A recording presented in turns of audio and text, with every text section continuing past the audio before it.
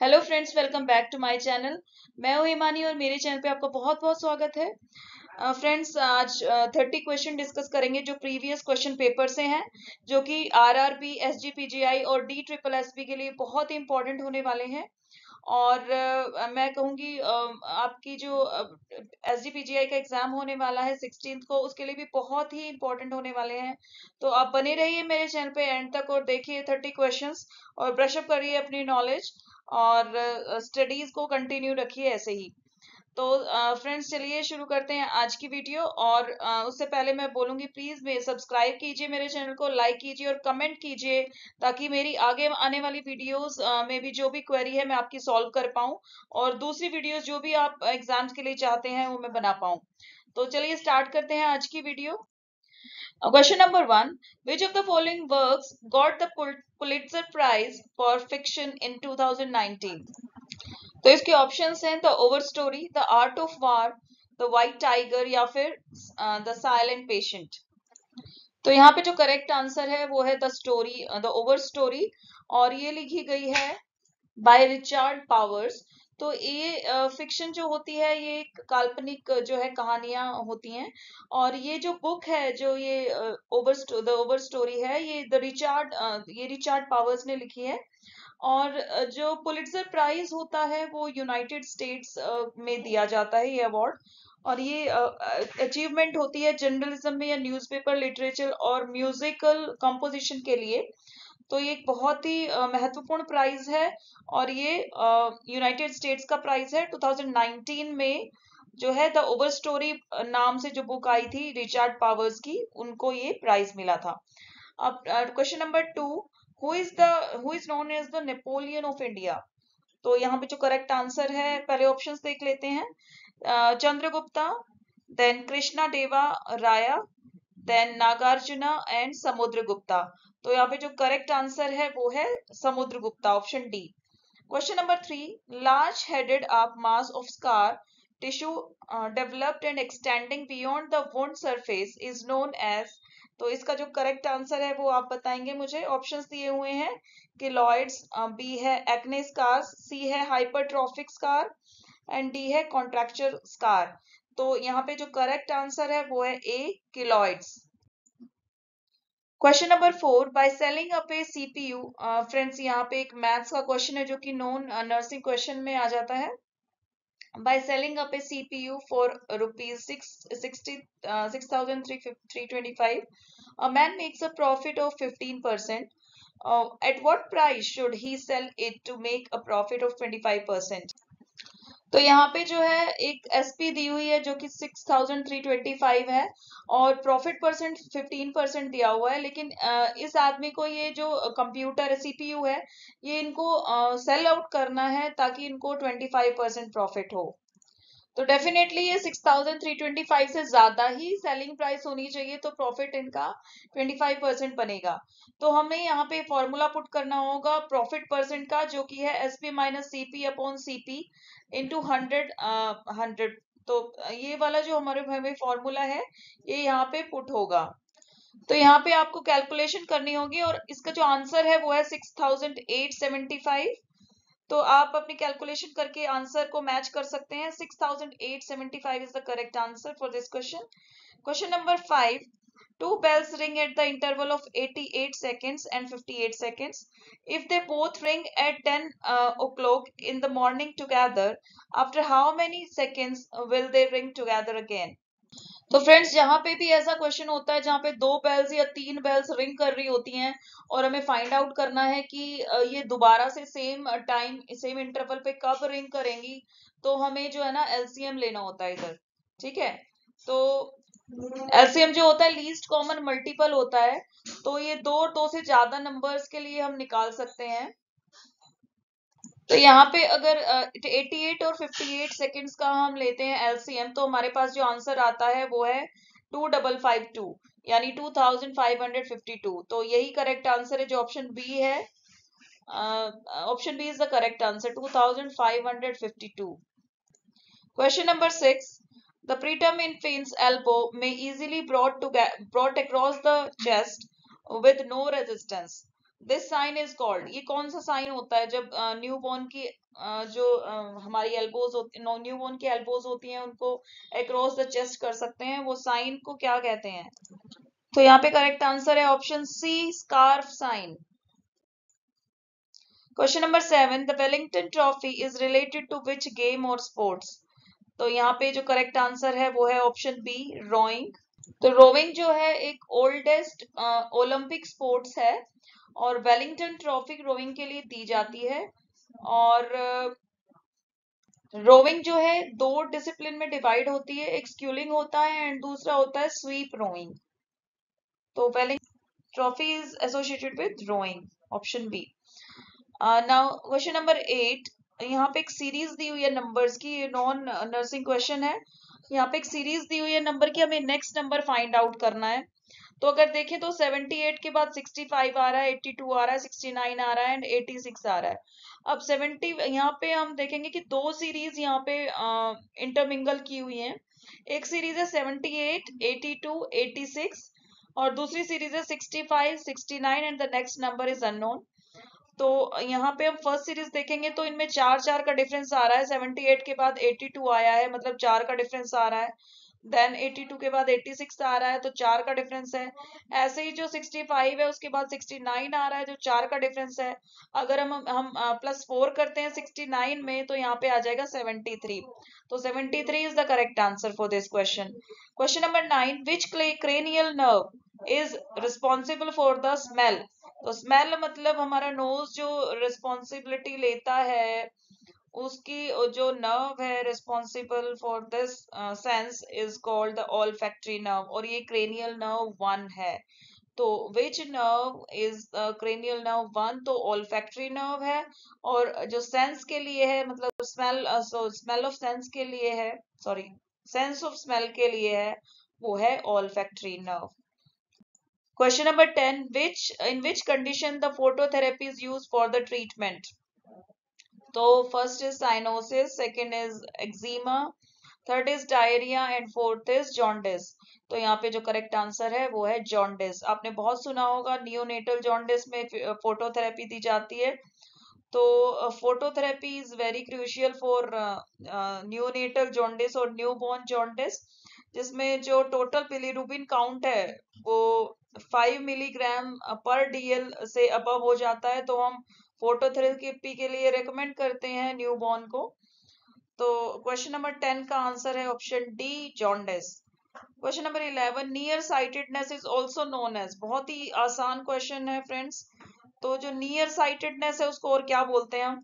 इसमें जो हमारे दूर के ऑब्जेक्ट्स होते हैं वो हमें ब्लरी दिखाई देते हैं और क्लियर नहीं दिखाई देते हैं, उसको बोलते हैं नियर साइटेडनेस। और इसका जो दूसरा नाम है वो है मायोपिया। जी हाँ दोस्तों, जो मायोपिया होता है वो नियर साइटेडनेस होता है, और जो हाइपरमेट्रोपिया होता है वो फार साइटेडनेस होता है। Question number 12, which among the following products are non biodegradable? हमें नॉन बायोडिग्रेडेबल बताने हैं यहाँ पे। तो food waste, dead animals, polythene bags या पेपर। बहुत ही इजी क्वेश्चन है जनरल नॉलेज का। जो इसका करेक्ट आंसर है वो है polythene bags which are non biodegradable.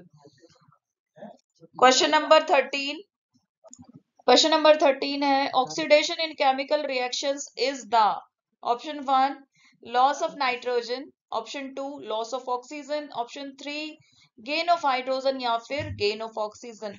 तो जब भी किसी का ऑक्सीडेशन होता है तो उसमें ऑक्सीजन एंटर करता है, ये हमेशा याद रखिए। तो गेन होता है oxygen, oxidation is gain of oxygen.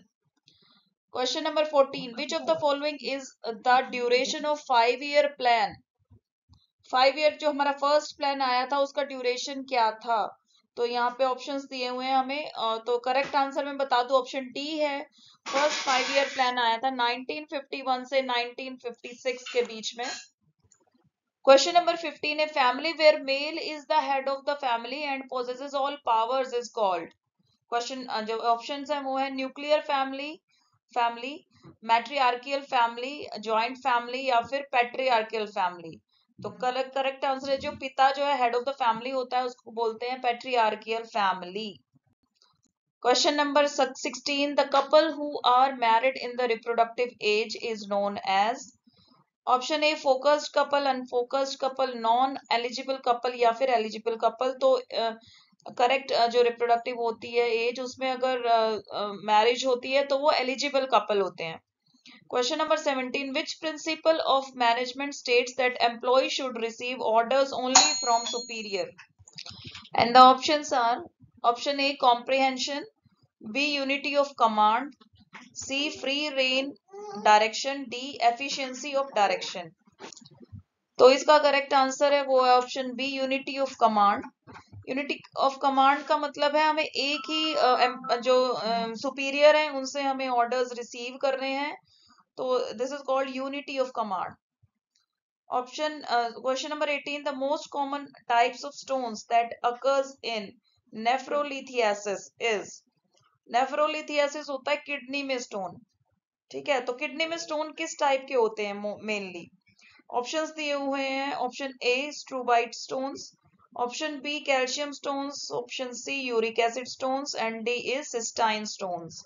तो कैल्शियम ऑक्सलेट के स्टोन बहुत ही कॉमन बनते हैं हमारी किडनी में, तो ये है option B calcium stones is the correct answer.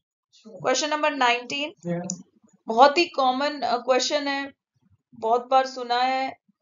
तो इसका जो क्वेश्चन नंबर 19 का जो क्वेश्चन है वो है the term MRSA in bacteriology stands for. तो इसके ऑप्शंस है methicillin reactive staphylococcus aureus, multi drug resistant staphylococcus aureus, methicillin resistant staphylococcus angionosis, then methicillin resistant staphylococcus aureus. तो इसका जो करेक्ट आंसर है वो है methicillin resistant staphylococcus aureus. Option D is the correct answer. Friends यहाँ पे सारे जो ऑप्शंस हैं वो सिमिलर काइंड के दिए हुए हैं, तो आपको कंफ्यूज नहीं होना है और गलती से रॉन्ग आंसर टिक नहीं करना है। इसमें जो आंसर है वो ध्यान से पढ़ना है तभी टिक करना है। Question number 20, the method of helping individual by encouraging him to discover the reason for his behaviour is called. तो फर्स्ट ऑप्शन है behavioural therapy, cognitive therapy, individual psychotherapy या क्राइसिस इंटरवेंशन। तो करेक्ट आंसर यहाँ है individual psychotherapy. तो अगर हम behavioural therapy ले रहे हैं और इसमें इंडिविजुअल को हम एनकरेज कर रहे हैं उसके रीजंस जानने के लिए फॉर अ पर्टिकुलर बिहेवियर, जैसे मेनली किड्स में होता है बहुत ही एडमेंट हो जाते हैं, एग्रेसिव हो जाते हैं, तो उनके लिए जो थेरेपी दी जाती है वो होती है individual psychotherapy. Question number 21, the first menstrual flow begins at the puberty is termed as. Friends ये भी काफी इजी क्वेश्चन है, लेकिन हम जब कॉम्प्लेक्स क्वेश्चंस करते हैं तो हमेशा इजी को साइड कर देते हैं और यूजुअली वो एक मतलब चला जाता है हमारे दिमाग से। तो हमेशा ये क्वेश्चंस याद रखने, क्योंकि बहुत ही हाई चांसेस होते हैं आपको ये बेसिक क्वेश्चन पूछे जाने के एग्जाम्स में।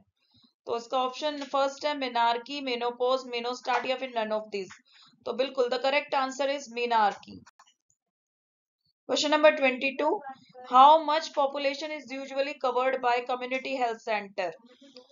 कम्युनिटी हेल्थ सेंटर में कितनी पॉपुलेशन के को कवर किया जाता है? फ्रेंड्स सबसे जो हमारा लोवेस्ट सेंटर होता है वो है PHC, पब्लिक हेल्थ सेंटर, उसके बाद आता है कम्युनिटी हेल्थ सेंटर। तो यहाँ पे जो पॉपुलेशन कवर होती है वो है 80,000 से 1,20,000 के बीच में। Question number 23. What is the most reliable means of obtaining nursing knowledge? Nursing knowledge हम किस तरीके से मोस्ट रिलायबल कैसे इजीली नर्सिंग नॉलेज ले सकते हैं? तो ऑप्शंस दिए हुए authority, tradition, trial and error और लास्ट जो ऑप्शन है वो साइंटिफिक रिसर्च। तो डेफिनेटली जो हमारी साइंटिफिक रिसर्च होती है वही हमें एक रिलायबल ट्रस्टेड नॉलेज दे सकती है, जिसपे हम रिलाय कर सकते हैं और जो ट्रस्ट वर्दी होता है। तो जो भी हम रिसर्च करते हैं उसी से हमें ऐसा नॉलेज मिल सकता है। Question number 24, which grafting of burn wounds are covered with the patient own skin? Own मतलब अपनी स्किन, तो फिर अपनी स्किन मतलब autografts is the correct answer here. Options बहुत सारे दिए हुए हैं, 3-4 दिए हुए हैं, जो कि हैं होमोग्राफ्स, जीनोग्राफ्स, ऑटोग्राफ्स या हेट्रोग्राफ्स। तो हेट्रोग्राफ्स नहीं होता है, इसका आंसर होता है ऑटोग्राफ्स, जो हम अपनी स्किन से ही लेके ग्राफ्टिंग करते हैं। Question number 25, an abnormal accumulation of fluid is known as. जो एक्युमुलेशन होती है फ्लूइड की upper extremity, lower extremity, facial या एब्डोमेन में, उसको हम बोलेंगे इडीमा। तो करेक्ट आंसर है इधर oedema. Question number 26, which of the following elements is a polyatomic molecule? Polyatomic molecule मतलब बहुत सारे एटम्स टुगेदर हैं, उनको बोलते हैं पॉलीएटॉमिक मॉलिक्यूल। बहुत सारे मतलब दो दो या दो से ज्यादा मॉलिक्यूल जिसमें है उसको बोलेंगे पॉलीएटॉमिक। तो डायटोमिक बोलते हैं जिसमें दो होते हैं। तो यहाँ पे जो करेक्ट आंसर है वो सल्फर। ये दो टाइप के मॉलिक्यूल में आता है, एक S6 एक S8। तो sulphur is polyatomic here. Question number 27, a girl stands on the own facing east direction which turns 45 she turns 45 degree. हमें यहाँ पे एक फिगर बनानी होगी जिसमें जो गर्ल है वो ईस्ट की तरफ डायरेक्शन करके मतलब स्टैंड करती है। तो हमें जिस तरफ सूरज निकलता है वो ईस्ट डायरेक्शन होता है, तो ईस्ट की तरफ हमें फेस करना है। उसके बाद शी टर्न्स 45 डिग्री। 45 डिग्री वो क्लॉकवाइज टर्न होती है, जैसे क्लॉक घूमती है। तो यहाँ पे एक फिगर बना के ही हमें पता चलेगा। And 135 degrees in the anti clockwise, फिर वो 135 टर्न हो जाती है anti clockwise. In which direction she is facing now? तो वो यहाँ पे जो करेक्ट आंसर है वो है नॉर्थ डायरेक्शन। क्वेश्चन नंबर 28,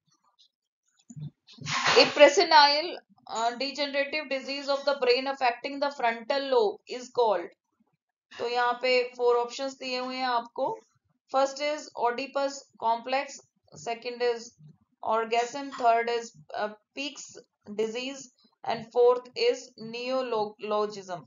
तो यहाँ पे जो करेक्ट आंसर है वो है पीक्स डिजीज। पीक्स डिजीज क्या होती है?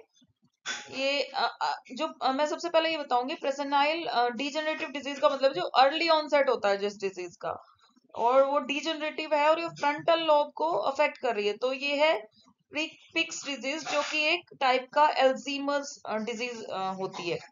तो यहाँ पे जो करेक्ट आंसर है ऑप्शन सी है। Question number 29, who introduce the principle of inheritance? तो जो करेक्ट आंसर है वो है ऑप्शन सी, ग्रिगोर मेंडल जो है उन्होंने प्रिंसिपल ऑफ इनहेरिटेंस दिया था। Question number 30, which one of the following mechanical device is used to support the patient's back? तो यहाँ पे जो मैकेनिकल डिवाइस है उसको बैक को सपोर्ट कर रहा है पेशेंट की, तो डेफिनेटली बैक पे लगाया होगा, बैक रेस्ट है। तो यहाँ पे option C is the correct answer, back rest.